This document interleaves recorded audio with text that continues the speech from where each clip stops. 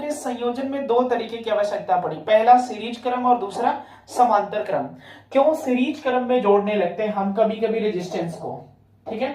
जैसे मैंने मान लिया कि हमारे पास कोई प्रतिरोध है और ये प्रतिरोध जो है यहां पर 2 ओम का है, या इसको छोड़ देते हैं, हम लोग जैसे मान लेते हैं कि हमें जो है कोई सर्किट बनाना है और सर्किट बनाने के लिए हमें जो है 2 ओम का प्रतिरोध चाहिए, ठीक है। कितने ओम के प्रतिरोध चाहिए? 2 ओम के। और मेरे पास 2 ओम का प्रतिरोध ना होकर 1 ओम के रेजिस्टेंस है, 1 ओम के मेरे पास रेजिस्टेंस है, फिर इसके बाद 3 ओम के मेरे पास रेजिस्टेंस है, 4 ओम के रेजिस्टेंस है, ठीक है। ये सारे रेजिस्टेंस है। हमें कितने ओम के रेजिस्टेंस चाहिए? 2 ओम के से, ठीक है। तो 1 ओम के, 3 ओम के, 4 ओम के, 2 ओम के नहीं है, 5 ओम के भी मिलेंगे मेरे पास रेजिस्टेंस। 5 ओम के मान लेते हैं कि हमारे पास 5 ओम के भी रेजिस्टेंस है, ठीक है। अब 2 ओम के रेजिस्टेंस नहीं है तो हम लगाएंगे नहीं, ठीक है। मेरे पास 1 है, 3 है, 4 है, 5 है, इस तरह के रेजिस्टेंस है, परंतु 2 ओम के कोई रेजिस्टेंस नहीं है। तो हम रेजिस्टेंस को जोड़ेंगे कि छोड़ देंगे? जोड़ेंगे, रेजिस्टेंस को जोड़ेंगे। जोड़ेंगे तो 1 ओम को यदि हम जो है सीधा सीधा जोड़ देते हैं 1 और 1 इस तरह से, मतलब एक रेजिस्टेंस ऐसे और दूसरा रेजिस्टेंस इसी में कंबाइन कर देंगे, तो ये 1 ओम का हो गया, 1 ओम का हो गया, दोनों को ऐड कर दिया, मतलब तुल्य प्रतिरोध हमें 2 ओम मिल गया। तो ये जो चीजें मैं जोड़ा हूं, ये जो जोड़ी गई है प्रतिरोध को, इनको बोलते हैं सीरीज। सीरीज का मतलब कि एक लाइन में जुड़े हुए हैं, एक श्रेणी क्रम में जुड़े हुए हैं प्रतिरोध, तो इनको बोलेंगे सीरीज क्रम में जुड़े हुए हैं, ताकि हमें 2 ओम के प्रतिरोध मिल गए। यदि मान लेंगे कि हमें 1 ओम के प्रतिरोध भी न दिए हो और फिर भी हमसे कह रहा है कि 2 ओम के रेजिस्टेंस को आप बताइए, तो हमारे पास यहाँ पर 4 ओम का एक रेजिस्टेंस दिखाई दे रहा है। अगर हम 4 ओम के रेजिस्टेंस को सीधे तरीके से जोड़ दें इस तरह से, तो ये भी 4 ओम का, ये भी 4 ओम का, दोनों मिलकर 8 ओम हो जाएंगे। चूंकि हमको कितने ओम का रेजिस्टेंस चाहिए? सिर्फ 2 ओम का रेजिस्टेंस चाहिए। और जब 2 ओम के रेजिस्टेंस हमें चाहिए तो उस स्थिति में हम इसको जो है उल्टा क्रम में जोड़ देते हैं। उल्टा क्रम में का मतलब एक रेजिस्टेंस को मैंने ऊपर जोड़ रखा है 4 ओम का, और दूसरे रेजिस्टेंस को मैं नीचे जोड़ रखा हूं। और जब ये रेजिस्टेंस 4 ओम का हो गया, ये रेजिस्टेंस 4 ओम का हो गया, मतलब 1/4 प्लस 1/4 मैंने इसको व्युत्क्रम में जोड़ दिया हुआ है, ठीक है। 1/4 बराबर 1/r के, ठीक है, कुल प्रतिरोध के। 1/r का मतलब कि हम इसको जोड़ेंगे तो ऊपर हमारा कितना हो जाएगा? 2/4, ठीक है। इसको चेंज कर देंगे तो r बराबर हो जाएगा 4/2, मतलब कितने ओम के रेजिस्टेंस हमने जोड़ रखे हैं? 2 ओम के रेजिस्टेंस हम जोड़ रखे हैं, ठीक है। तो 2 ओम के रेजिस्टेंस मिल गया, लेकिन ये जो ऊपर और नीचे मैंने जोड़ा हुआ है, एक लाइन देख रही है, पैरेलल, समांतर है, ठीक है। मतलब कि रेजिस्टेंस को समांतर क्रम में जोड़ने पर 2 ओम के रेजिस्टेंस हमें मिल गए हैं, और उसी रेजिस्टेंस को जो 1 ओम के थे उन्हें सीरीज क्रम में जोड़ने पर 2 ओम के मिल गए।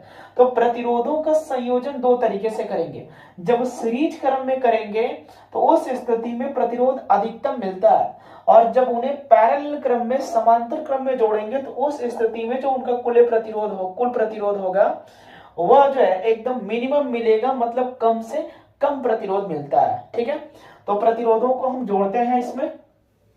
यहां पर पहली हम लोग हेडिंग पढ़ेंगे सीरीज क्रम, मतलब कि श्रेणी क्रम संयोजन।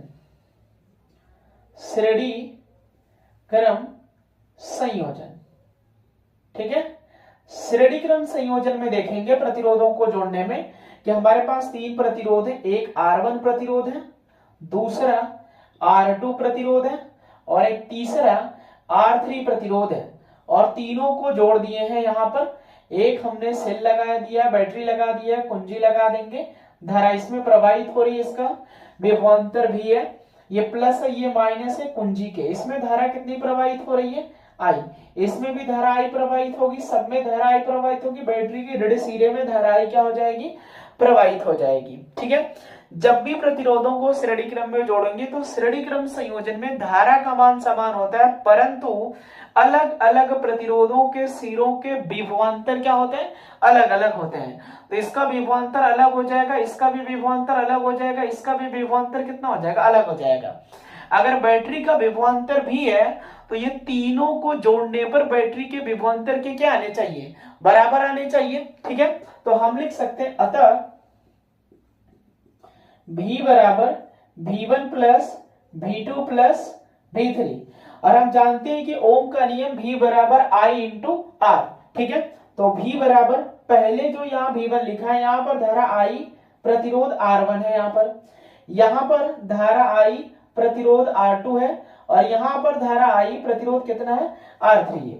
तीनों में कॉमन पॉइंट हमें क्या दिख रहा है, I, तो R1 plus R2 plus R3, समीकरण नंबर 1 हो गया। अब तीनों रेजिस्टेंसों को जब आपस में जोड़ेंगे तो इनका तुल्य प्रतिरोध मान लेते हैं कि R हो गया। ठीक है, यदि तुल्य प्रतिरोध कैपिटल R हो तो तुल्य प्रतिरोध कैपिटल R होने का मतलब कि जब इसको हम जोड़ लेंगे तो इसका पूरा रेजिस्टेंस R है, यहां पर सेल लगाया गया, कुंजी लगाया गया, ये तो इनका प्रतिरोध R होने के साथ साथ अब विभवांतर भी है तो भी ही रहेगा, क्योंकि एक ही रेजिस्टेंस है यहाँ पर, और धारा I प्रवाहित हो रही है तो I रहेगी। मतलब कि हम लिख सकते हैं V बराबर I इंटू R। समीकरण नंबर कितना हो गया, 2। समीकरण 1 और 2 के जो बाएं पक्ष है वो आपस में क्या होंगे, बराबर होंगे। तो लिख सकते हैं समीकरण 1 तथा समीकरण 2 से। ठीक है, V के जगह पर I इंटू R बराबर I कोष्टक में R1 plus R2 plus R3, I से I कैंसिल हो गया, R बराबर R1 plus R2 plus R3। जब भी प्रतिरोधों को श्रेणी क्रम में जोड़ा जाएगा तो उनका तुल्य प्रतिरोध अलग अलग प्रतिरोधों के बीजगणितीय योग के बराबर होता है। ठीक है, तो श्रेणी क्रम संयोजन में हम जोड़े थे 3 प्रतिरोध, तीनों को जोड़ने के बाद जो कुल प्रतिरोध मिलेगा वह तुल्य प्रतिरोध होता है।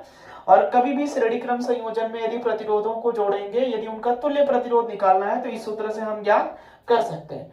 3 के अलावा यदि हम 4 प्रतिरोधों को भी जोड़ देंगे तो यहाँ R4 लिख सकते हैं प्लस में लगाकर उसको। ठीक है, तो ये हमारा हो गया सीरीज क्रम, इसको आप स्क्रीनशॉट ले लीजिएगा। अब हम लोग जो है समांतर क्रम को देखते हैं, समांतर क्रम संयोजन में प्रतिरोधों को किस तरह से जोड़ेंगे।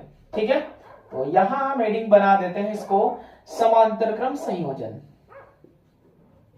समांतर क्रम संयोजन।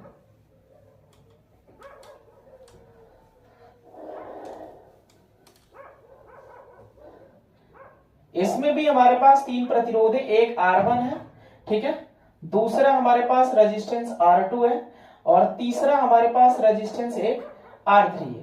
तीनों को हमने जो है सीरीज क्रम में जोड़ समांतर क्रम में जोड़ रखे हैं हम ये, और जोड़ने के बाद बाहर यहां से एक बैटरी लगा दिया है, एक कुंजी लगा दिए हैं, और इसको हम यहां से जोड़ दिए हैं प्लस माइनस बी। ठीक है, देखिए जब धारा इसमें प्रवाहित होगी तो ये पॉइंट ए है, ये पॉइंट बी है। ठीक है, ये बिंदु ए और बिंदु बी, इस तार में धारा I1 जाएगी, इस तार में धारा I2 जाएगी, इस तार में धारा I3 जाएगी।